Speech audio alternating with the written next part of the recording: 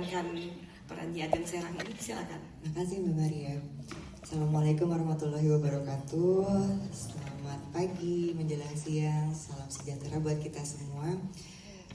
Memerankan tokoh Nyi Ageng Serang membuka mata saya mengenai pemahaman mengenai tokoh ini dan belajar banyak sekali hal-hal yang kita belum tahu banyak soal nama-nama besar yang kita pernah dengar dan sering gitu ya. Seperti tadi Mbak Maria bilang, Rasuna saya ternyata perempuan. Nyi Ageng Serang itu saya pikir di Banten, ternyata bukan. Ada yang berpikir di Banten? Bukan Pak Ustadz, ternyata di Jawa Tengah. Atau bukan, ternyata sementara kan saya orang Sunda, jadi saya pikir wah Banten nih, gitu. Ternyata beda. Jadi melalui kesempatan-kesempatan yang luar biasa ini dari Keana, dari Marcella dan Olive, terima kasih banget ya, saya kembali dikajak lagi untuk belajar dan menambah ilmu pengetahuan. Seperti tadi kata Pak Ustadz, punya ilmu jadi lebih mudah, tapi susah dulu belajarnya Pak Ustadz, karena tadi kata Kang Wawan referensinya tidak banyak dan lebih ditulis dalam bentuk yang umum gitu. Tidak ada panduan-panduan yang secara spesifikasi dan detail. Jadi di sini saya bersyukur sekali didampingi kembali oleh Kang Wawan sebagai sutradara. Jadi udah bisa curhat dan memohon arahan ya dari sutradara yang ganteng ini kan ya. Jadi semangat sih untuk belajar bercampur deg-degan karena tokohnya ada, nyata, dan memberikan kontribusi yang luar biasa. Secara buat saya pribadi waktunya tuh kayak kurang 2 bulan gitu buat latihan.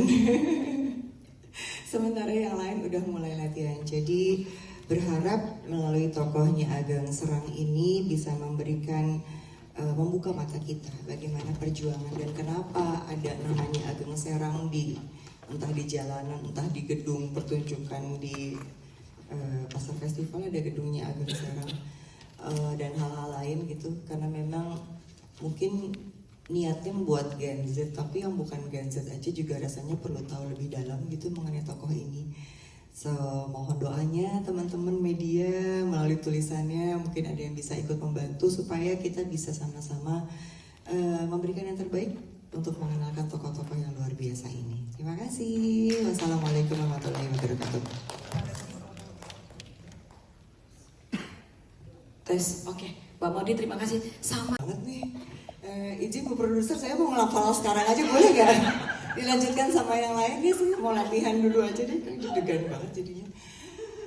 Iya Mbak, udah dijelasin ya bahwa kamu udah hafal, kamu curang, kamu karakternya sama, kamu udah karakternya diganti. Dia curang. Iya Mbak, jadi udah pasti bahwa prosesnya itu berbeda untuk film dan teater, tapi justru saya sebagai orang yang senang sekali menikmati proses gitu ya, berproses itu yang selalu yang bikin kangen gitu. Entah itu di film, entah itu di teater, menghafal, menemukan karakter, menemukan gestur, dan hal-hal lain. Bekerja sama dengan tim itu juga menjadi sesuatu yang selalu ngangenin gitu. Benar kata Hana, kalau di panggung nggak bisa di retake, nggak bisa diulang. Jadi kayak aku selalu merasa berusaha menikmati setiap detik, setiap momen dari proses sampai ke hari H, sampai ke tirai tutup nanti gitu, karena aku tahu itu nggak bisa diulang gitu. Nah, kalaupun memang dengan Glory dan Hana yang baru pertama kali